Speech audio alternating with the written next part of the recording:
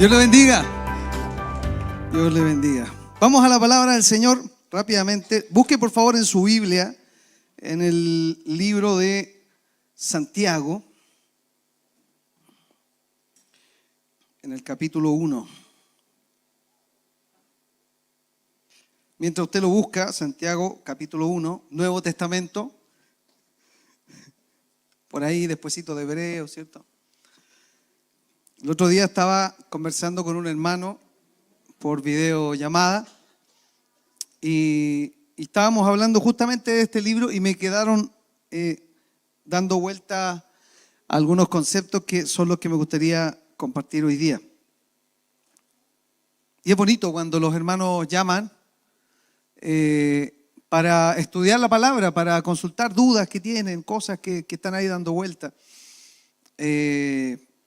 Porque se enriquece la conversación, una conversación que no podíamos parar, porque se hace, para los que nos gusta la palabra del Señor, se hace algo muy entretenido. Si lo tiene ahí, le vamos a dar lectura en el nombre del Padre, del Hijo y del Espíritu Santo, y la iglesia dice, amén. Muchas gracias, hermano. Santiago capítulo 1, versículo 1. Santiago, siervo de Dios y del Señor Jesucristo, a las 12 tribus que están en la dispersión. Salud. Versículo 2. Hermanos míos, tened por sumo gozo cuando os halléis en diversas pruebas, sabiendo que la prueba de vuestra fe produce paciencia. Mas tenga la paciencia su obra completa, para que seáis perfectos y cabales, sin que os falte cosa alguna. Oramos. Padre, te damos gracias por tu palabra. Señor, es tu palabra, es la revelación de tu voluntad, de tus deseos para tu pueblo. Es lo único que tenemos, Señor, para entenderte, para seguirte, para vivir nuestras vidas de acuerdo a lo que aquí dice Dios, agradándote. Ayúdanos, Dios. Abre nuestro entendimiento. Permite que podamos entender, que escuchemos tu voz. Que no sea ni la elocuencia, Dios, ni la sabiduría humana. Que sea tu palabra, Dios. Que sea tu Espíritu Santo. Esta es tu iglesia, Señor. Son tus hijos y necesitan tu palabra. Te lo rogamos, Dios. Manifiéstate en el nombre de Jesús. Amén. Santiago capítulo 1, versículo 1. ¿Sabe? Cuando vemos este libro, Santiago, muchas veces, y a mí me pasó al principio, yo dije, tan cortito el libro, ¿cierto? Santiago podría haberle puesto más color, ¿cierto? Como el apóstol Pablo, escribirse una epístola así como de 30 capítulos, ¿cierto? Con ángeles, con de todo. Pero Santiago fue bien austero, digamos, 5 capítulos. Pero estos 5 capítulos son como tomarse una sopita en este tiempo que está un poquito más frío, ¿cierto? Concentrada. Porque Santiago no va con muchas vueltas, no se da muchas vueltas. Santiago va directo a la vena. El mensaje de Santiago es algo directo. Es algo que usted y yo necesitamos. A veces escuchamos mensajes que nos dan tantas vueltas que nos quedamos en las vueltas, pero finalmente nunca llegamos al fondo del asunto. Podemos escuchar, ¿cierto? Dios te va a bendecir, podemos escuchar, sí, Dios te va a levantar de esa situación, esto y lo otro, pero ¿dónde están las herramientas? ¿Cómo Dios lo va a hacer? Bueno, eso es cosa de Dios. Sí, hermano, pero queremos conocer la voluntad de Dios. Cuando leemos el libro de Santiago, no nos damos cuenta con quién estamos conversando, a quién estamos escuchando. Santiago era un medio hermano de Jesús. Usted en la Biblia va a encontrar varios Santiagos. Estaba Santiago, el hermano de Juan, ¿cierto? A los que el Señor le dijo, los hijos del trueno. Ese es un Santiago, no es este. Y por ahí andan un par de Santiagos más. Pero este Santiago en particular fue hermano, medio hermano de nuestro Señor Jesucristo. Ahora, no sé si a usted le ha pasado, a mí me ha pasado, pero cuando usted es un hijo bien portado, genera algo, ¿cierto? ¿Qué se genera entre los hermanos? ¿Usted conoce la historia de José?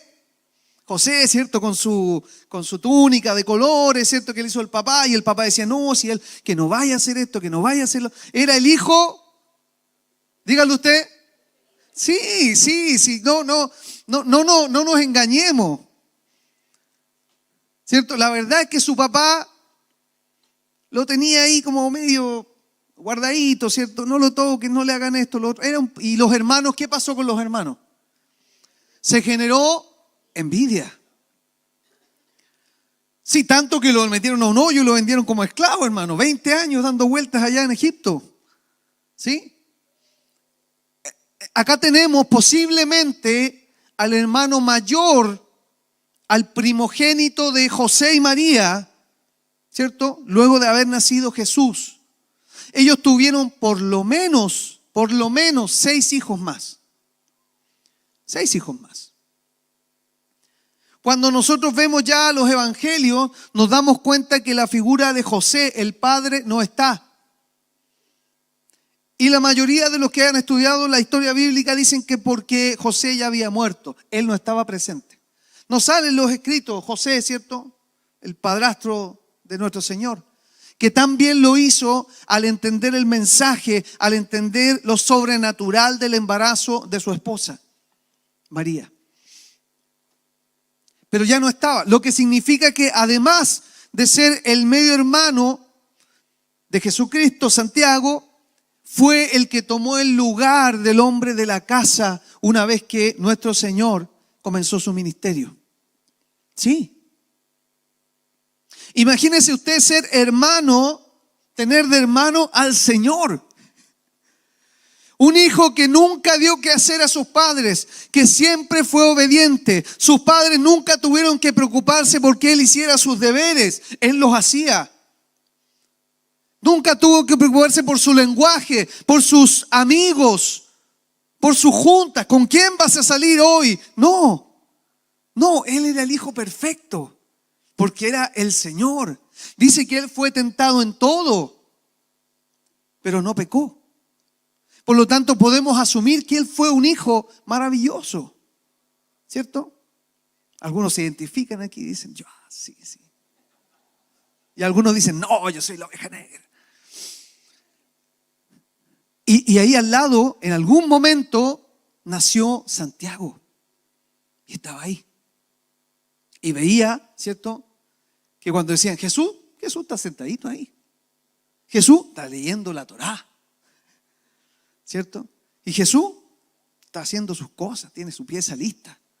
Y Santiago, este cabrito, solo porque es el Hijo de Dios no va.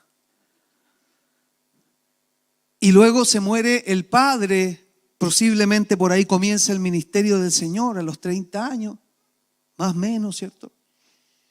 ¿Y quién toma el lugar del jefe de hogar ahí, del hombre? Porque usted sabe que la cultura en ese tiempo era bastante machista y a la mujer no se le iba a dar ese lugar, ¿cierto?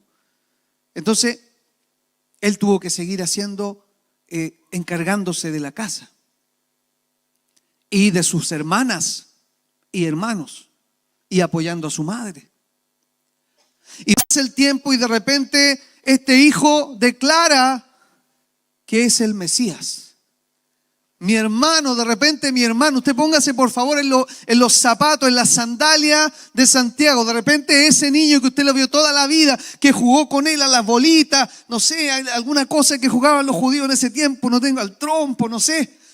Y usted estaba con él y de repente él, ese que usted lo vio, de repente él declara que es el Mesías, el Hijo del Dios viviente que se manifiesta en la tierra y que viene a salvar al mundo. ¿Qué pasaría por su cabeza, hermano? ¿Qué pasaría por nuestra cabeza?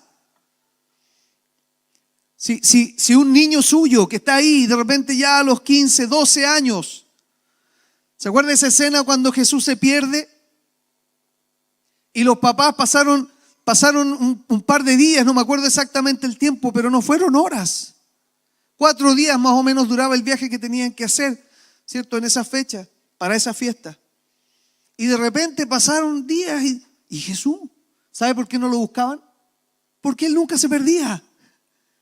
No, ¿por qué preocuparse de Jesús si Jesús no desobedece? Por eso que ellos no se descuidaron. La verdad es que no era necesario. Porque Él iba a estar donde lo habían dejado, donde tenía que estar, pero de repente van a ver y no estaba. ¿Y dónde estaba? Estaba en el templo. Estaba hablando con los maestros y ahí, a los 12 años, Él declara: en los negocios de mi padre me conviene estar. Pero le dice: mujer, mi hora no ha llegado todavía. Y después lo vemos de nuevo a los 30 años más o menos manifestando su ministerio. Y ahí, al lado, ahí estaba Santiago. Mire, Santiago tenía todas las opciones para ser la persona más espiritual o descarriarse absolutamente. Como le pasó a los hermanos de José, ¿cierto? La envidia. Tomar envidia de su hermano e irse lejos y decir: yo no quiero estar ahí. O que el Espíritu de Dios de alguna manera le revelara por estar cerca del Señor y que se transformara en lo que finalmente se transformó. ¿Sabe usted que el libro de Santiago posiblemente es de los primeros que se escribió del Nuevo Testamento? Entre el año 45, 50, no más que eso. Antes que las epístolas de Pablo, antes de que Pablo hablara de la fe, antes de que Pablo hablara de la salvación por fe, Santiago habló de esto. Santiago habló de esto. Las epístolas de Pablo, 50 y tanto, 60 y tanto después de Cristo, ¿cierto? Esta carta no pasa del 50, no más allá del año 50 después de Cristo. Uno de los primeros. Y rápidamente en 5 capítulos Santiago toma temas fundamentales para la vida cristiana. ¿Por qué? Porque Santiago se había transformado en el pastor de la iglesia en Jerusalén. Todos los cristianos que se habían convertido finalmente habían formado una comunidad de la cual la cabeza terminó siendo el medio hermano de nuestro Señor Jesucristo. Obviamente con los apóstoles que usted ya conoce, los 12 que habían seguido al Señor, menos uno, ¿cierto? Después pusieron a Matías, ahí tiene los 12. Pero ¿qué pasó? Que en ese tiempo empezó la persecución. Recuerde usted que el Señor de alguna manera permitió que hubiera una persecución. ¿Para qué? Para que la iglesia tuviera que huir, para que los hermanos tuvieran que ir hacia allá, hacia allá, hacia allá. Y salieron corriendo porque los romanos los estaban persiguiendo y los quemaban y los colgaban y los crucificaban y los ponían como antorchas en los lugares. Habían un montón de formas en que ellos veían que sus hermanos estaban muriendo y por eso la iglesia huyó. Muchos se quedaron ahí, pero muchos tuvieron que salir. Pero Santiago permaneció y aún más tenemos este escrito que él manda a todos los hermanos en la dispersión. Por eso él habla de los hermanos que están en la dispersión. ¿A quién le escribe? Sí, mayormente a judíos. Aquí él dice a las 12 tribus, o sea, a los judíos. ¿De qué estaba formada la iglesia en un principio? Mayormente, 99% de qué? Judíos, sí. Luego se agregaron unos pocos gentiles y luego se agregaron muchísimos más. Cuando ya en el concilio, en el primer concilio, hermanos, de la iglesia, cuando uno habla de concilio y esta cosa como que se pone técnico, pero no es así. Hermanos, mire, la primera reunión que la iglesia de Jesucristo hizo para ponerse de acuerdo acerca de la doctrina, de la enseñanza bíblica, en Jerusalén, la presidió Santiago.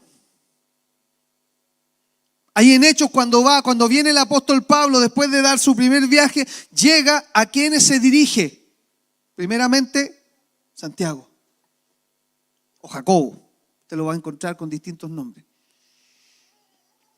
Él estaba ahí presidiendo. Él no salió arrancando. Y posiblemente todos sabían que él era el líder. En esas condiciones, ese es el autor de esta carta, para que usted se haga un contexto de la persona. ¿A quiénes les escribe? A los hermanos que tuvieron que salir huyendo. Hermanos que estaban en tribulación, que estaban pasándolo mal. Tuvieron que irse a ciudades distantes y en esas ciudades tratar de sobrevivir, tratar de, escondidos o no, trabajar. Ellos también tenían hijos, tenían situaciones, compromisos que tenían que cumplir. Muchos terminaron siendo esclavos por la pobreza, muchos terminaron trabajando para ricos, otros que tenían dinero trasladaron su negocio a esa nueva ciudad. Y tenían a otros hermanos con ellos que también trabajaban para ellos. Y se dieron distintas situaciones debido a que los hermanos tuvieron que salir huyendo. Pero no lo estaban pasando bien. Y en esa circunstancia, Santiago comienza escribiendo lo siguiente. Santiago, siervo de Dios y del Señor Jesucristo. Mire, a mí me llama la atención algo poderoso que hay aquí. Son unas cuantas palabras, ¿cierto? Al iniciar. Los hombres de Dios, los verdaderos hombres de Dios, y digo verdaderos porque hoy y también en el tiempo bíblico hubieron falsos y aún los hay. Los verdaderos hombres de Dios saben realmente lo que son delante del Señor. Tienen un conocimiento tan exacto de la posición que tienen en el reino de Dios, que son capaces de comenzar una carta con su currículum más poderoso. Santiago, esclavo de Dios y del Señor Jesucristo. Cómo en el corazón y en la mente de una persona, alguien que conoció desde pequeño, ahora ya no es mi hermano. Ya no es aquel con el que yo jugaba a las bolitas o al trompo. Ahora es mi dueño. Hermano, ¿entiende usted lo que pasó ahí? No es que él dice siervo del, porque hoy día cuando nosotros decimos siervo, es como que como que le da algo, ¿cierto? Le levanta el pelo. El término siervo hoy día está un poquito mal entendido, o lo han ocupado tantas veces mal. Es como ese dicho, ¿cierto? Si repites una mentira la suficiente cantidad de veces, la gente se lo va a terminar creyendo. Pero siervo se ha usado. Siervo, por favor, siervo. Sí. Pase allá, el sillón es suyo. No, pero siervo significa, cuando usted ve siervo en el Nuevo Testamento, siempre. Y lo quiero repetir, siempre es esclavo. No es así con una reverencia. Siervo. No se equivoque. Lo que leyeron los hermanos en la dispersión es que el esclavo de Jesucristo y de Dios y del Señor Jesucristo, llamado Santiago, les está escribiendo una carta. Y sabe, este es el currículum más poderoso. Es el currículum más poderoso que un siervo de Dios puede presentar delante de la iglesia. Sí. Mire, no hay estudios teológicos. Yo no estoy en contra, todo lo contrario. Me encanta estudiar, hermano. Me gusta estudiar. Pero no hay ningún título teológico aquí. No hay anillos de oro. Bueno, acá sí, pero estoy casado, hermano. Usted me entiende, ¿cierto? Y no se saca nunca este anillo. Está todo rayado con las pesas, hermano. Bueno. No hay, hermanos, una historia detrás. Bueno, yo vengo de la mega iglesia que está más allá, ¿cierto? Y les voy a escribir una carta. No había mega iglesia, hermano. Había una iglesia media ahí a morir saltando, los hermanos por todos lados, medio escondidos o no, se juntaban. Hartas viudas, harta necesidad, hermano. Había pobreza, había insalubridad, habían enfermos. Esa era la iglesia, hermano. Y todos compartían todas las cosas. Esa era la iglesia. Y este hombre en su mente y en su corazón pasó algo tan tremendo que pasa de ser alguien tan cercano a ser un esclavo. Esclavo de aquel que llamó hermano toda la vida. Y aquí usted entiende que este hombre recibió una revelación. Revelación. ¿Qué pasó? Se corrió el velo. Se descubrió la ventana y ahora puedo ver claramente. Hermano, es lo que necesitamos. Si usted no sabe quién es, si usted no sabe por qué está en la iglesia, si usted no sabe para dónde va la micro, usted necesita una revelación. No, es que yo parece que el Señor me llamó para hacer... se me ocurren tantos ejemplos, son como... Se pueden sentir mal los hermanos, después se van de la iglesia. Pero... es que Dios me llamó a ser músico.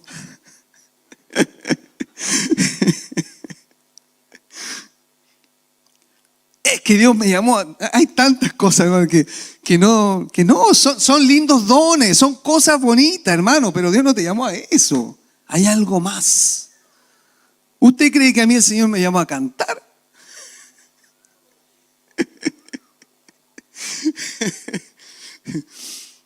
Mi hermano, voy a cumplir 50. Yo estaba aquí saltando el abuelito ahí.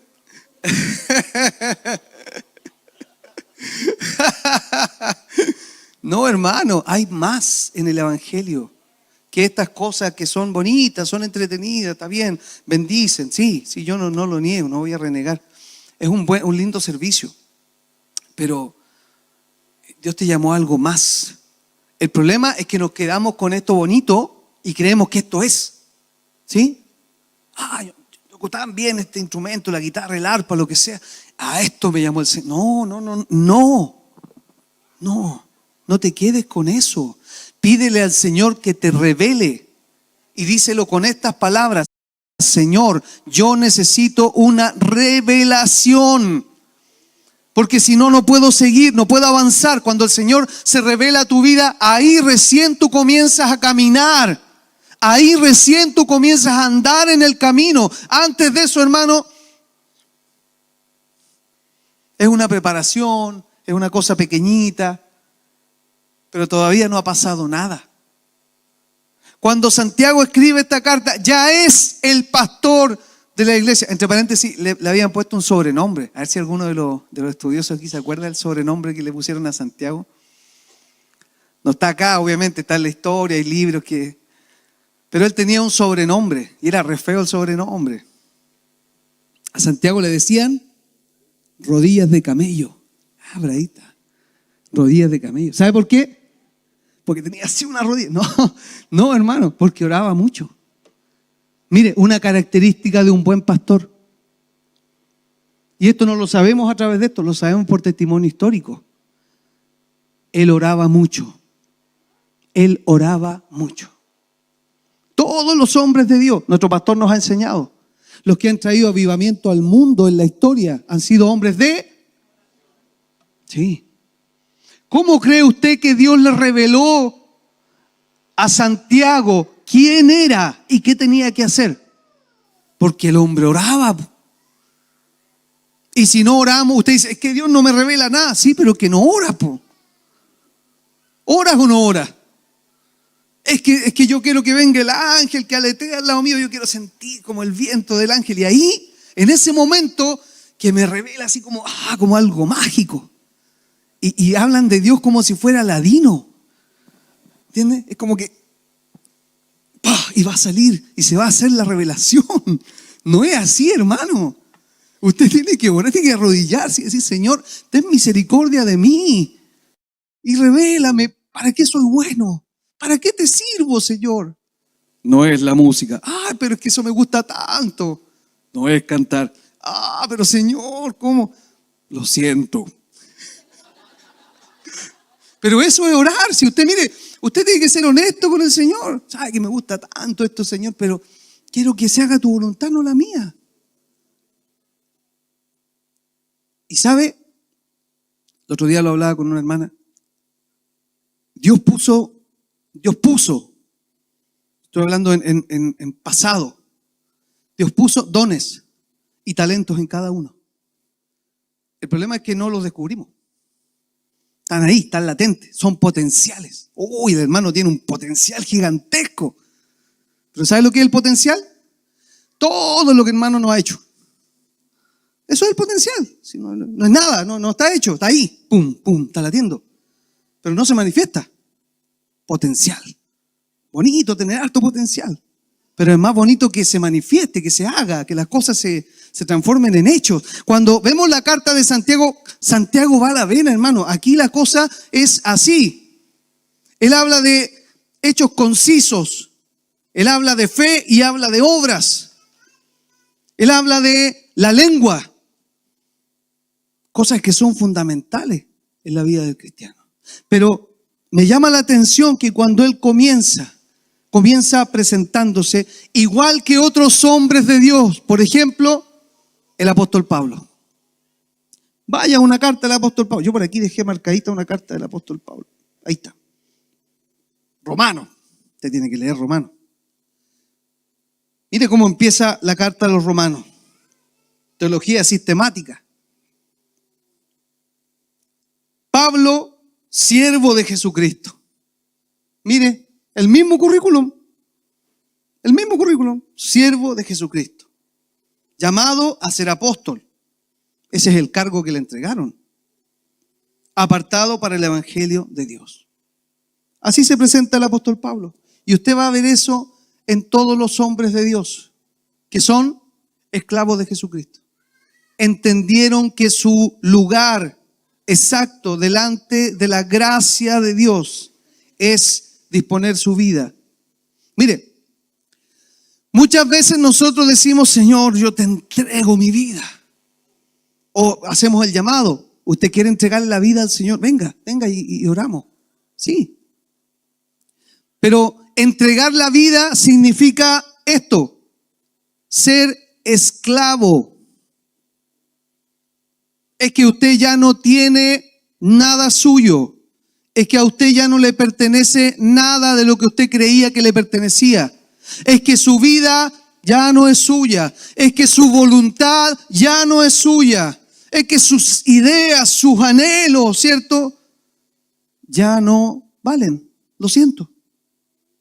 ¿Cuál era la posición del esclavo? Señor, ¿qué quieres que haga? Mis manos, tus deseos. Esa es una frase clásica de los romanos, de los esclavos. Señor, mis manos, tus deseos.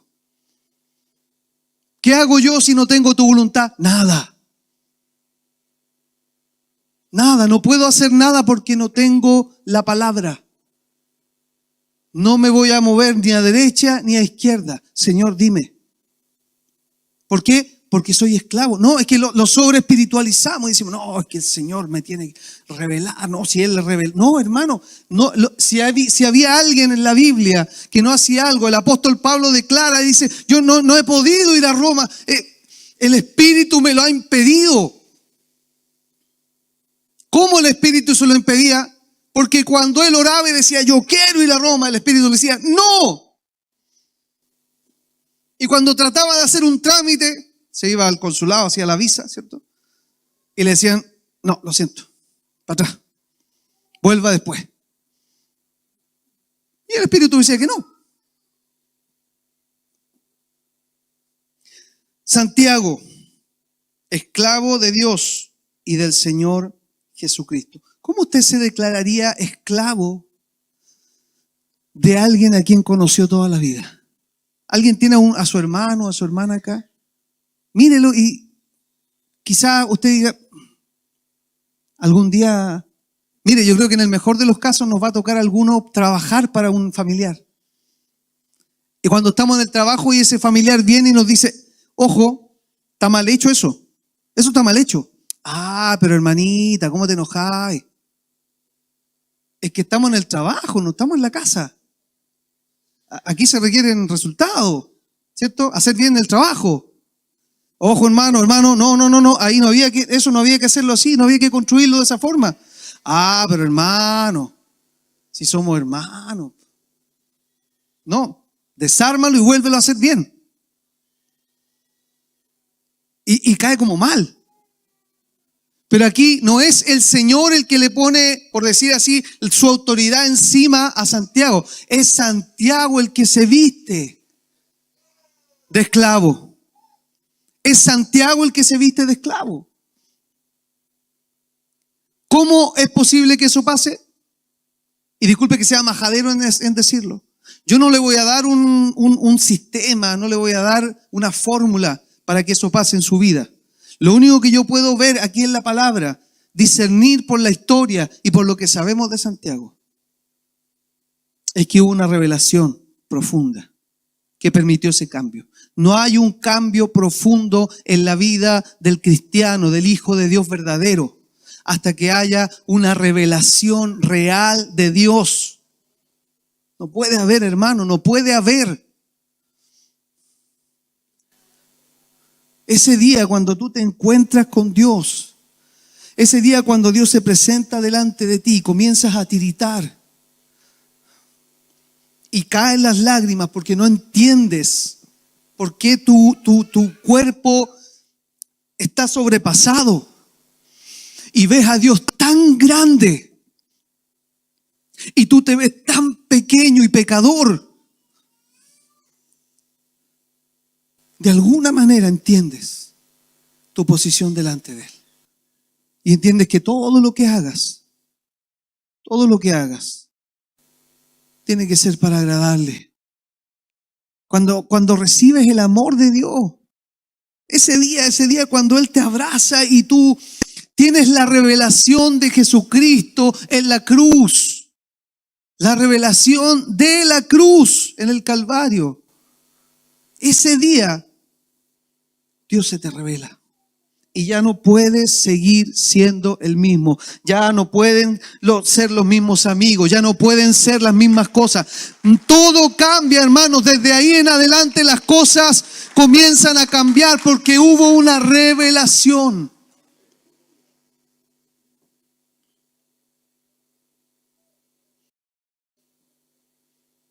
A las 12 tribus que están en la dispersión, salud. Hoy podríamos decir a la iglesia que lo está pasando mal. Sí. A la iglesia que lo está pasando mal. Bendiciones. En este tiempo, hermanos, complejo en el que estamos viviendo, un tiempo en el que nuestro país pareciera a veces ir a la deriva, en que la economía va y viene, ¿cierto? Y con fe confiamos en el Señor. Ponemos delante de Él nuestra economía, nuestras vidas, nuestros hijos, nuestros compromisos. Pero seamos honestos, a veces las cosas no van bien. Ya sea por economía, por salud, por distintas cosas en la familia, tensiones que suceden siempre. Me llama la atención que al igual que el apóstol Pablo, Santiago empieza a hablar de estos temas directamente. Y se va directo de la salutación al versículo 2. Dice: hermanos míos, tened por sumo gozo cuando os halléis en diversas pruebas. Mire, Santiago podría haber empezado con una alusión al amor de Dios, ¿cierto? Podría haber empezado con un discurso hermoso diciendo la gracia de Dios y la soberanía de Dios, el amor de Dios, el poder de Dios esté con ustedes. Yo he orado para que a ustedes no les falte nada y que sus niños, sus nietos, la suegra, todos tengan en abundancia y que donde estén les vaya bien. Y haber seguido, ¿cierto?, en esa lógica, que es algo que a nosotros nos gusta, ¿cierto? Nos gusta que nos rasquen ahí en esa parte. Y en este tiempo, especialmente en el último tiempo, en el tiempo final, va usted a escuchar mucho de esto. Usted va a escuchar que hay muchos que van a rascarle ahí y le van a decir: sí, hermano, ora al Señor, yo voy a orar por ti y te va a ir bien. Y Dios te va a sanar. Y Dios va a hacer todo. En el fondo, si tú lo dices, Dios lo va a hacer. Básicamente eso es lo que te van a decir. Y no es así, hermano. Si el esclavo aquí somos nosotros, no es Dios. ¿Cierto? Entonces es raro eso cuando viene alguien y dice: hermano, decláralo. Sí, declara. Sí. El hermano se está cayendo a pedazos. Declara que eres sano. Ah. No puede ni hablar el hermano. Pero declara. Es que no lo declaró. Y si lo declaró, después se murió. No, no lo creyó. No es mi responsabilidad, dice el apóstol. No era lo suyo eso, de estar vivo. Bueno, no. ¿Qué hace Santiago? ¿Qué hace Santiago? Hermanos míos, tened por sumo gozo cuando os halléis en diversas pruebas. Empieza por la cosa como más fome. ¿Quién quiere que le hable de que lo estamos pasando mal? No, yo quería un cariñito, una nada, ¿cierto? Primero, y después la aguja. No, viene Santiago así, hermano, aquí Santiago, esclavo del Señor, que está listo. Antes de que se den cuenta, ¡pum!, la inyección. Sí, ¿y sabe por qué? Porque era urgente e importante en ese tiempo para los hermanos escuchar esto primero. Recuerde que aquí está el autor escribiendo, pero es el Espíritu Santo inspirando, soplando la palabra de Dios ahí en los escritos de Santiago. Y entonces, ¿qué hace él? Como un buen pastor que está preocupado de sus hermanos y que conoce la realidad de sus hermanos. Porque eso hace un buen pastor. El pastor sabe, no sabe, ¿cierto? El pastor sabe. Yo no entiendo, hermano, cómo insisto, yo sé que el Señor no me llamó al pastorado por estas cosas. Porque yo no entiendo cómo nuestro pastor sabe. Obviamente él pastorea, ¿cierto? Es su trabajo. Y él habla, y él ve, y conversa, y tiene, Dios le revela la sabiduría, y el consejo, y la cosa. Bueno, Santiago estaba así también. Santiago sabía la realidad de los hermanos, y él sabía que era urgente, igual que ahora, que nosotros escuchemos esto. Hermanos míos, tened por sumo gozo cuando os halléis en diversas pruebas. Primero, viene lo malo. ¿Y qué hacemos nosotros? Salimos arrancando, hermano. No, ahí viene el problema. Me voy a la plaza. ¿A dónde me voy? Voy a ir a la iglesia. Está bien, tiene que ir a la iglesia. Pero hermano, ¿qué dice el apóstol? No. Cuando vengan los tiempos difíciles, salgan arrancando. No. Cuando vengan las pruebas, Dios va a estar ahí, los va a ayudar a que las estén hasta que... No. Cuando estemos en diversas pruebas, dice, tengan gozo, sumo gozo. Y aquí es cuando se quiebra un poquito esa idea tan estándar que tenemos nosotros, que nos ha inculcado el mundo. Cuando nos va bien, Dios está con nosotros. Cuando nos va mal, Dios no está. Bien judío eso, ¿cierto? Bien judío. De hecho, aquí Santiago tuvo que escribir muchas cosas más que no vamos a ver hoy día, justamente combatiendo a los judaizantes, a los que creían y querían que los hermanos se bautizaran, o sea, que hicieran distintas cosas que tenían que ver con el judaísmo y que no las aceptaron finalmente en el concilio. Pero él parte hablando lo contingente. ¿Qué es lo contingente? Los hermanos lo están pasando mal y él necesita decirles, señores, ¿lo están pasando mal? Gócense. Gócense. Gócense. Y ¿sabe? Tengan sumo gozo. No cualquier gozo. Sumo. ¿Sabe usted cuántas veces sale el sumo gozo aquí en el Nuevo Testamento? Pocas veces. Pocas veces. ¿Por qué? Porque el gozo, hermano, es ese estado en el que el cristiano entiende la realidad eterna. No solamente lo que está viendo a través de sus ojos, no solamente lo que están palpando sus manos. El cristiano tiene la revelación de la realidad eterna. Y cuando tú tienes en cuenta esa realidad, te puedes gozar. Porque ves lo que estás viviendo ahora como algo tan pasajero, tan insignificante dentro del camino largo y glorioso que Dios tiene para ti. Lo ves ahí, lo ves claramente.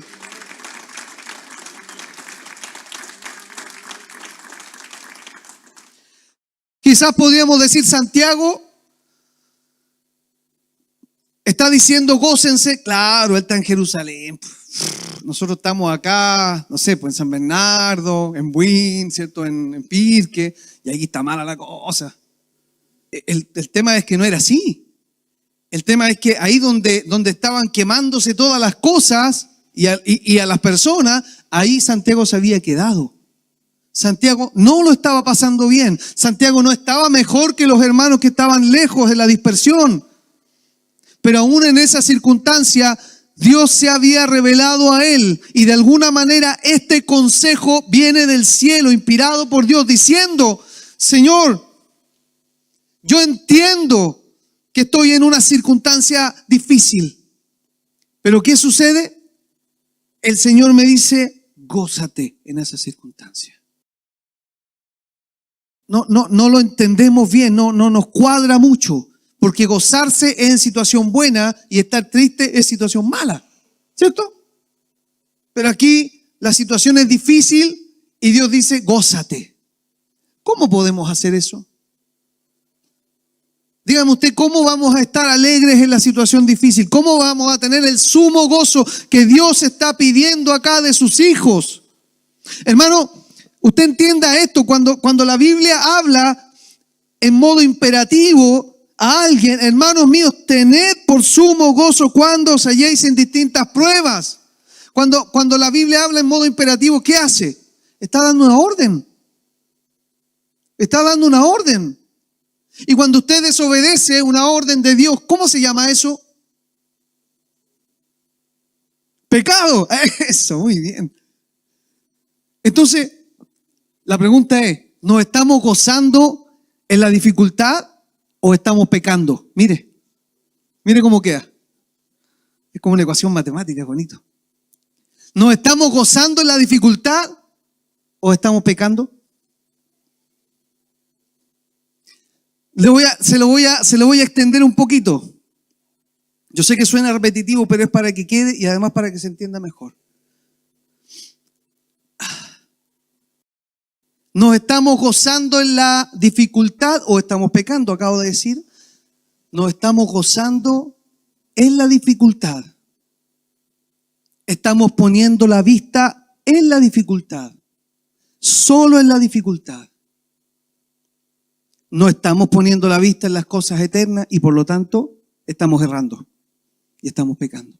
¿Sabe lo que muestra una persona que está pasando por dificultades? Un cristiano, no una persona cualquiera, un hijo de Dios que está pasando por dificultades y no entiende estos versículos. Hermano, no es que nos vaya mal y nosotros andemos saltando, ¿cierto? Ja. No, nos preocupamos y está bien. Yo antes de preocuparme prefiero ocuparme, hacer algo. ¿Me entiende? Pero no se trata de eso de ser un payaso, digamos, en medio. No, hermano, lloramos con los que lloran, nos alegramos con los que se alegran, sí. Y así tiene que ser. Pero ¿qué pasa aquí adentro en el corazón? La situación difícil saca a Dios de la escena, tanto así que es lo único que importa y se lleva toda nuestra atención, nuestros sentimientos y nuestras emociones, produciendo en nosotros todo lo contrario al gozo. Y cuando las personas ven a un hijo de Dios, a alguien que ha recibido de la gracia de Dios, de la salvación de Dios, en la calle caminando así y llorando, y ¿por qué, hermano, estás así? Es que estoy con problemas económicos. ¿Qué es lo que piensa esa persona en la calle que no conoce al Señor? Para tener un Dios así, mejor no.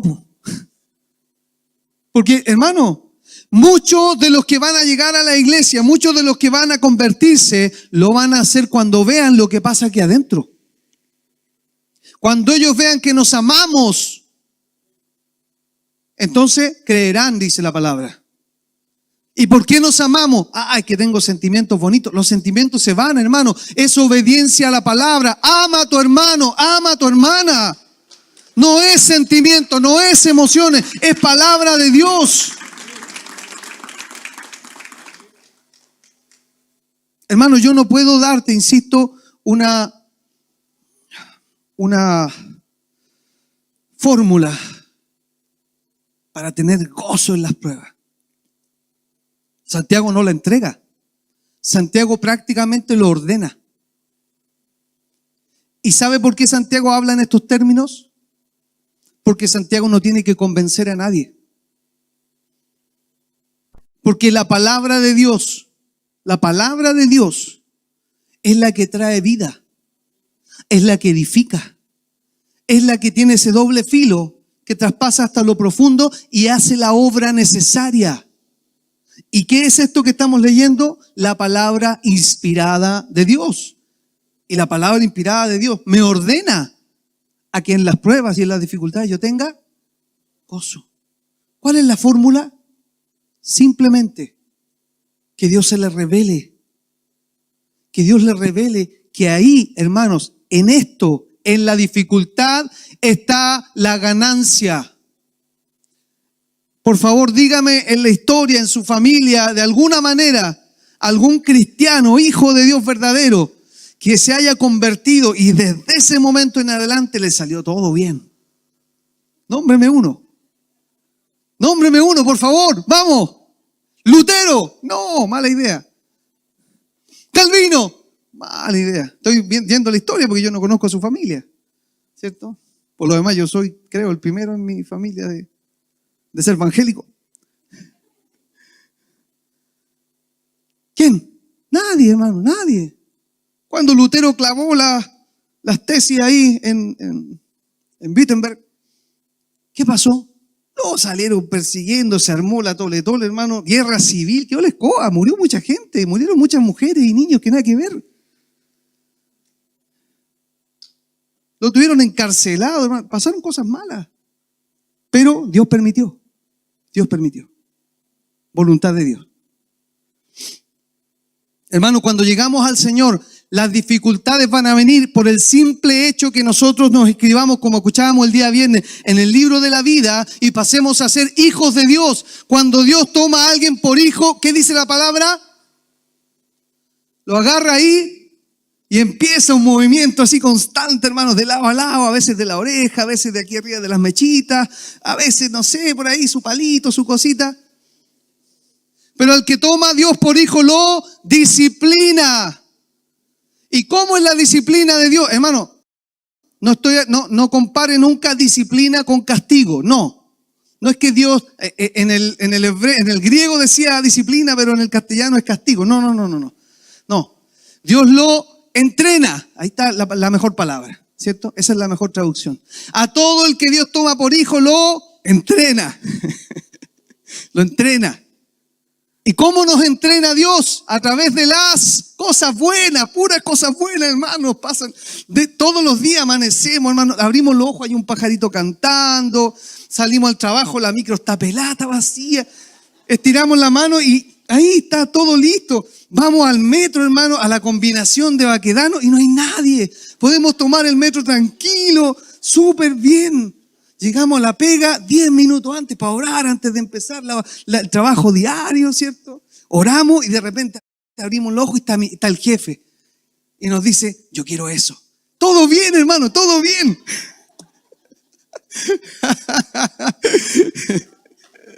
Denle un aplauso al Señor, hermano. Menos mal que no hago bosquejo, hermano, si no estaría hablando como 3 horas. No, hermano, si Dios nos toma como hijos, nos va a disciplinar, nos va a entrenar. La idea, ¿cierto? Es como un ejército, ¿cierto? Un soldado.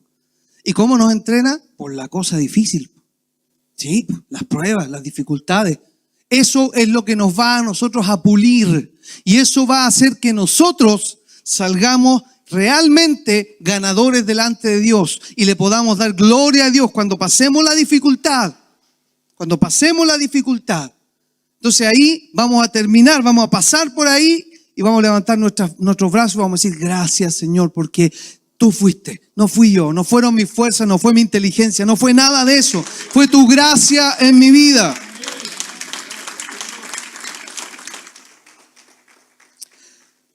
Voy a terminar con el versículo 3 o la 4, 3 y 4. Sabiendo que la prueba de vuestra fe produce paciencia.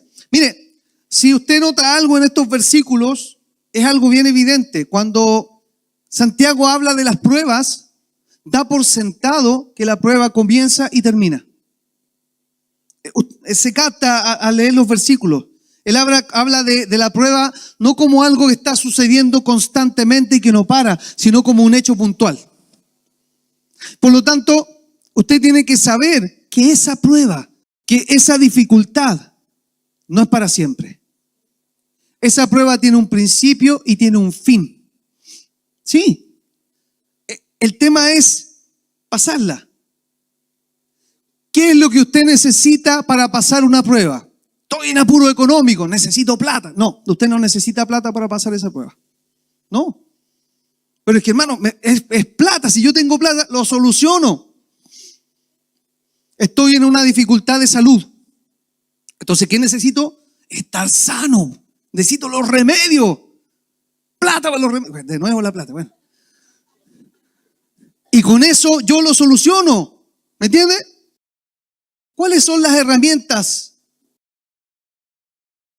Estamos en otra dificultad. Una tensión en la casa, los esposos, los hijos, lo que sea. ¿Qué necesito? Y ahí se hace más difícil discernir. La sabiduría que se necesita. Bueno, sabiendo que la prueba de vuestra fe produce paciencia, mas tenga la paciencia su obra completa para que seáis perfectos y cabales sin que os falte cosa alguna. No se confunda. Santiago no está hablando de cosas físicas.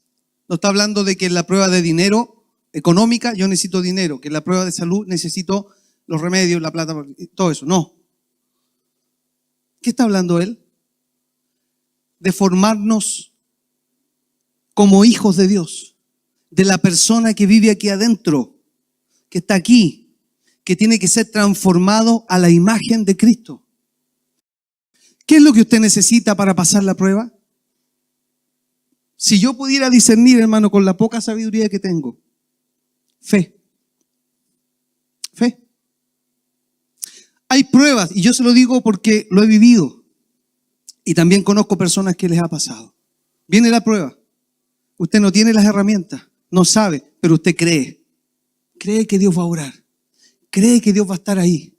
Y aún en la peor circunstancia, Señor, tú sabes, no importa, voy a llorar, voy a sufrir, pero no importa. Yo sé, Señor, que mi Redentor vive y que al final se va a levantar.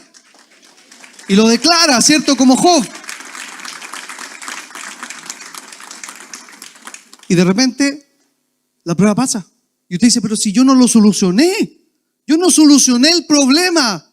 Es más, sigo enfermo o sigo con el problema, pero pasó la prueba, ahora las cosas mejoran.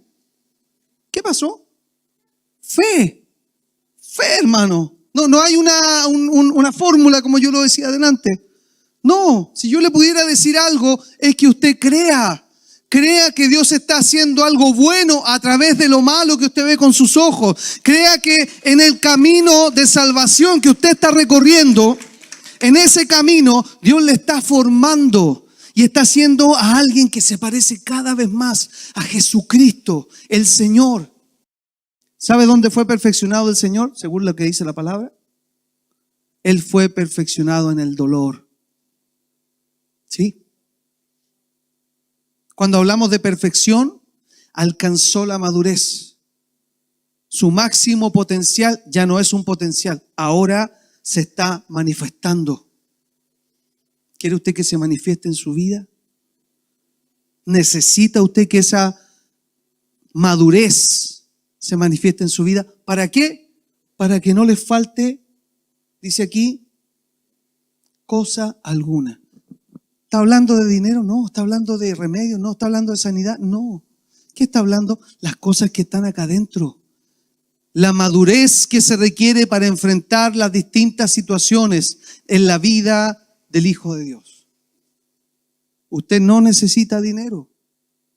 Ni siquiera necesita estar totalmente sano. No, hermano. ¿Sabe? Y quiero hacer un paréntesis antes de ir al final. No sé si usted ve el amor de Dios en estos versos, en estos 4 versículos que hemos leído. Cuando usted ve a Dios tal como es, grande, tremendo. Yo a veces, lo hablaba el otro día con un hermano, me hago la idea como, ¿usted ha pensado alguna vez en cuál de las hormigas que anda por su casa es la que más se destaca en su trabajo? ¿Usted lo ha pensado alguna vez? Se ríen. ¿Ha visto las hormiguitas? Se ven todas iguales, pero son súper inteligentes.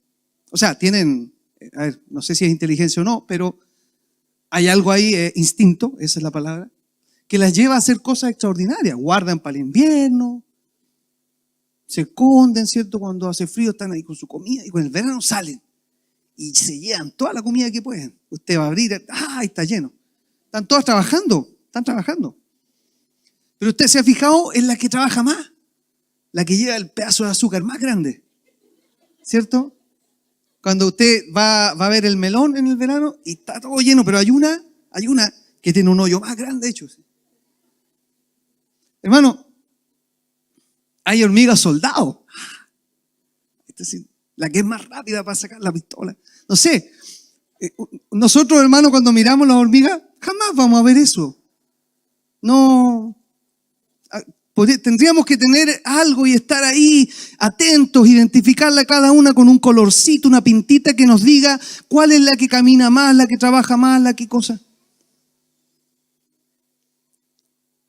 Dios es tan grande, hermano, y se ha fijado en nosotros.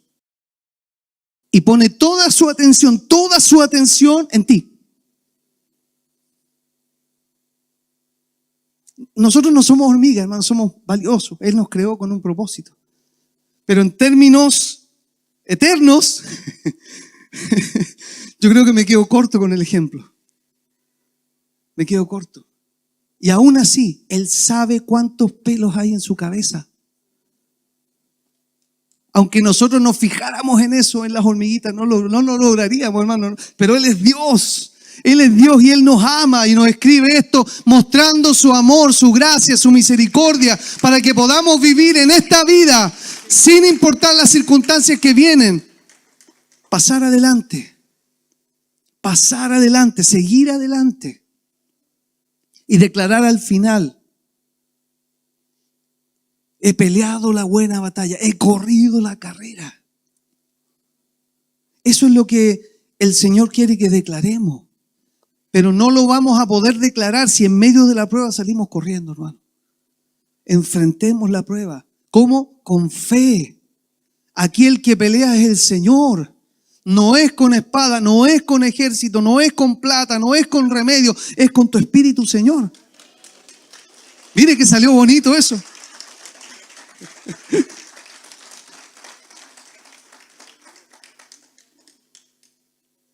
Sabiendo que la prueba de vuestra fe produce paciencia, mas tenga la paciencia su obra completa, para que seáis perfectos y cabales, sin que os falte cosa alguna. Póngase de pie, por favor.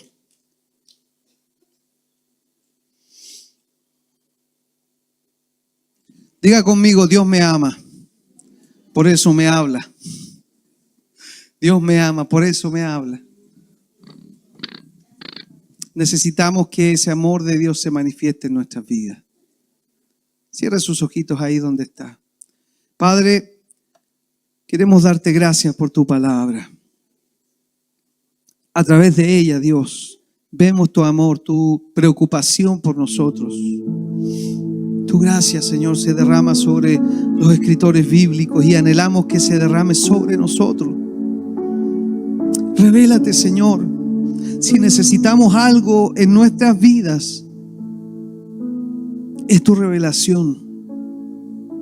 Es verte claramente, Dios, verte a ti claramente. No necesitamos, Dios, la teología clara, no necesitamos el idioma, necesitamos verte a ti claramente, Dios.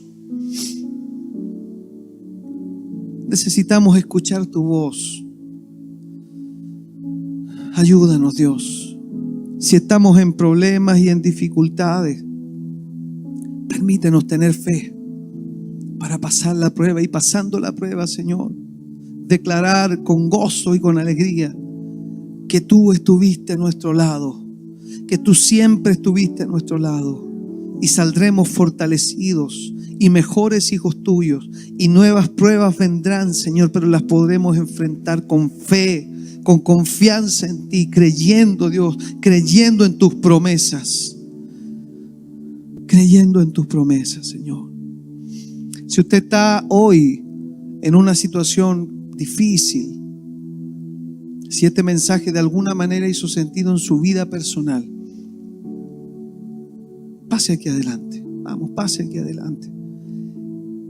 Los pastores, los hermanos van a estar orando y clamando al Señor. Dice la palabra, si alguno está afligido, llame a los ancianos. Somos una familia.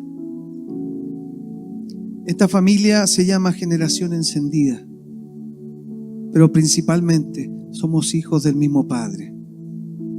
Si tienes necesidad, vamos ahí, levanta tu mano, levanta tu mano, levanta tu mano. Padre Santo, aquí hay necesidad, Dios, sin lugar a duda.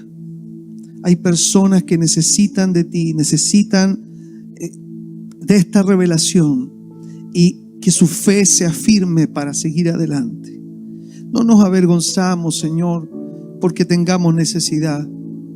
Nos ponemos delante de ti tal como somos, Dios, sin temor, porque tú eres nuestro Padre amoroso, sin ninguna vergüenza, porque tú, Dios, colgaste en una cruz por nosotros. Padre, sin ningún temor, porque sabemos en nuestro corazón que tú nos amas. Vamos, pase aquí adelante. Si hay una necesidad ahí en su vida, traiga la necesidad. Este es el lugar, este es el lugar, este es el lugar. Y si usted ha venido por primera vez y de alguna manera este mensaje ha mostrado el amor de Dios para usted, usted no había recibido el amor de Dios y quiere que oremos por usted para comenzar el camino en el Señor, entonces también pase a este lugar. Hacemos este llamado con fe, creyendo que muchos que han escuchado la palabra en la plaza de Puente Alto, en la calle, por la radio, llegan a este lugar con el anhelo de orar, de ser parte de esta familia. Vamos, los que no van a pasar acá, yo les pido, cierre su ojito, alce sus manos ahí hacia adelante, ore por sus hermanos. Padre, en el nombre de Jesús, en el nombre de Jesús, en el nombre de Jesús, vamos, clame por sus hermanos, en amor por ellos, que son los que están mostrando una necesidad. Vamos, Pastor Carlos, por favor, si nos puede ayudar acá. Ahí se necesitan más manitos para orar.